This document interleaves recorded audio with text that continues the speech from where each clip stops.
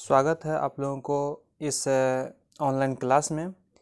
तो आज हम चर्चा करने वाले हैं कि चाहे सीटेट हो, एस्टेट हो, रीट हो, यूपी टेट हो, हर किसी एग्ज़ाम के लिए जो मैथ का पेडागोजी है उनके विषय वस्तु और उसके अंतर्गत हम लोग क्या क्या चीज़ को पढ़ें, तो ये कोई भी एग्ज़ाम में हम लोग क्वेश्चन को बहुत ही आसानी से बना पाएंगे। इसके लिए हम लोग को ध्यान देना है कि सबसे पहली बात हम लोग को सिर्फ पढ़ने से नहीं, क्या पढ़ना है इस पर एक विशेष फोकस होनी चाहिए, तो ही हम लोग एग्ज़ाम को बहुत ही अच्छे तरीक़ा से और अच्छा स्कोर से हम लोग क्वालिफाई कर पाएंगे।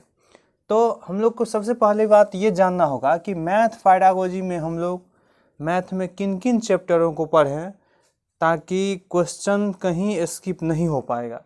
तो सबसे पहली बात आज हम चर्चा करेंगे कि मैथ में टोटल 12 चैप्टर की, और इन 12 चैप्टर को अगर हम लोग अच्छा से समझ लेते हैं, अच्छा से पढ़ लेते हैं, तो सीटेट, यूपी टेट या रीट या एस्टेट के कोई भी मतलब पेडागोजी और इस किसी भी एग्ज़ाम में हम लोग बहुत ही आसानी से बना पाएंगे।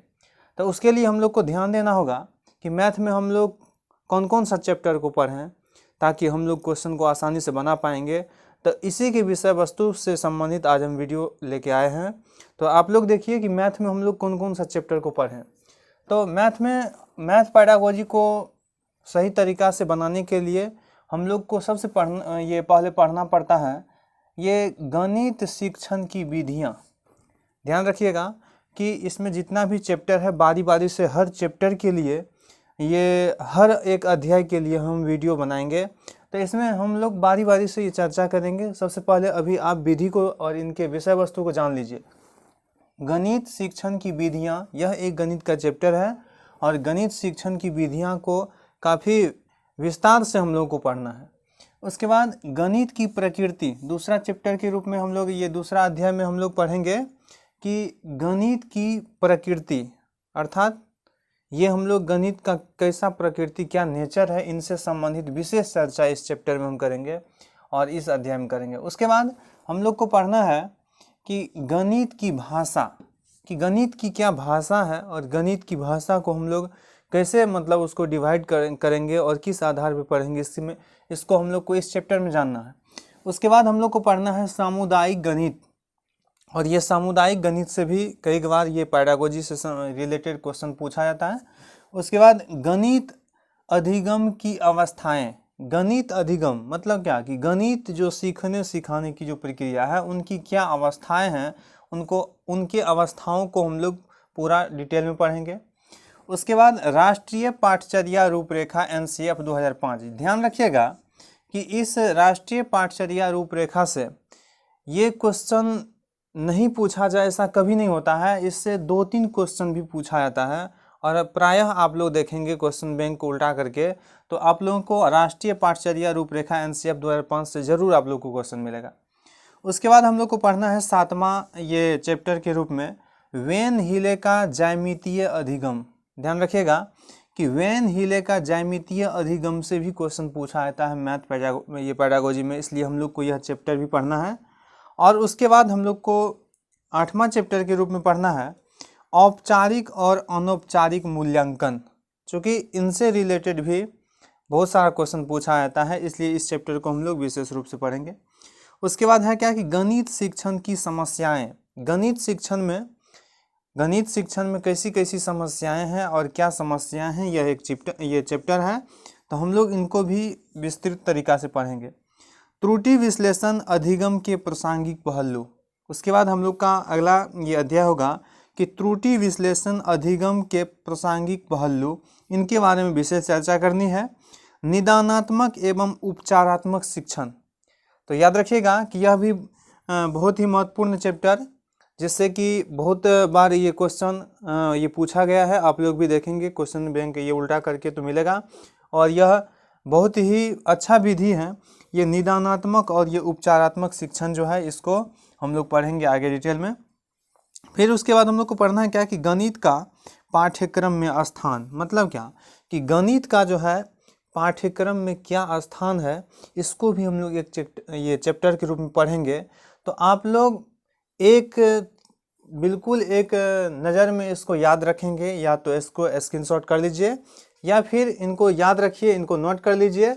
और मैथ पेडागोजी के लिए अगर आप इन 12 चैप्टर को पढ़ लेते हैं तो बिल्कुल भी आप ये पेडागोजी को बहुत ही आसानी से बना सकते हैं और बहुत ही समझ ये के साथ ये सॉल्व हो सकता है बहुत ही कम समय में। तो इसके लिए आप इन चैप्टरों को ध्यान में रखें और हम बारी बारी से इन हर चैप्टर के लिए वीडियो बनाने वाले हैं और इन हर एक बात को समझाने वाले हैं।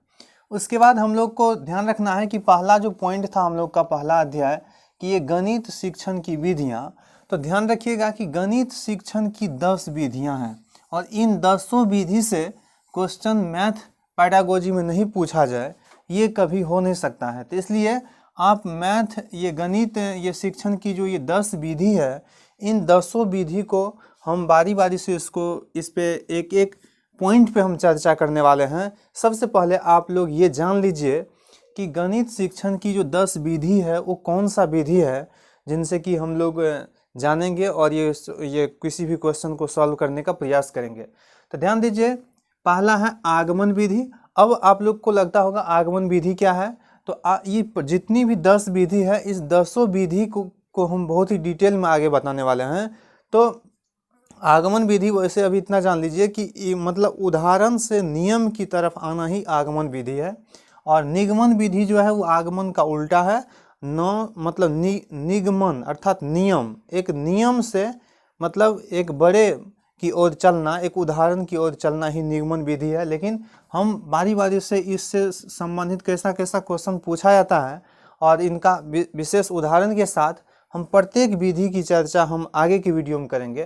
तो अभी सिर्फ पहले आप विधि को जान लीजिए और याद रखिए कि गणित की 10 विधि ऐसी कौन सी है, तो गणित शिक्षण की तो आगमन विधि, निगमन विधि, और उसके बाद संश्लेषण विधि, विश्लेषण विधि, उसके बाद जो है प्रयोगशाला विधि, और छठा है ये समस्या समाधान विधि, सातवां है प्रयोजन विधि, आठवां है ये व्याख्यान विधि, नौवां है विचार विमर्श विधि, और 10वां है असंधान, मतलब ये असंधान विधि। तो याद रखिएगा कि गणित शिक्षण की ये 10 विधि, सबसे पहली बात मैथ पेडागोजी के लिए हम लोग को इन 12 चैप्टर को पढ़ना है, जिसमें पहला था कि गणित शिक्षण की विधि, और इस गणित शिक्षण की विधि को अगर हम लोग पढ़ेंगे तो ये गणित शिक्षण की विधि है 10। अब हम लोग को इस पहला चैप्टर में ये गणित शिक्षण की जो ये 10 विधि है, तो सबसे पहले इस पहला पॉइंट के लिए इस 10 विधि को पढ़ना है, और जो कि गणित शिक्षण की इस 10 विधि को आप याद रखिए। और उसके बाद नेक्स्ट वीडियो में हम आगमन, निगमन, संश्लेषण, विश्लेषण, उसके बाद ये प्रयोगशाला, समस्या समाधान, प्रयोजन, व्याख्यान, विचार विमर्श और ये असंधान, हर विधि के बारे में चर्चा करने वाले हैं। तो आज हम लोग का ये प्लानिंग रहा कि आगे के वीडियो में हम इस विधि को पढ़ाने वाले हैं। तो आज के वीडियो में बस इतना ही। बहुत बहुत धन्यवाद। आप लोग बने रहिए आगे के वीडियो में, और हर किसी पॉइंट की चर्चा करने वाले हैं ताकि मैथ पेडागोजी का हर एक सवाल आप लोगों से बने। धन्यवाद।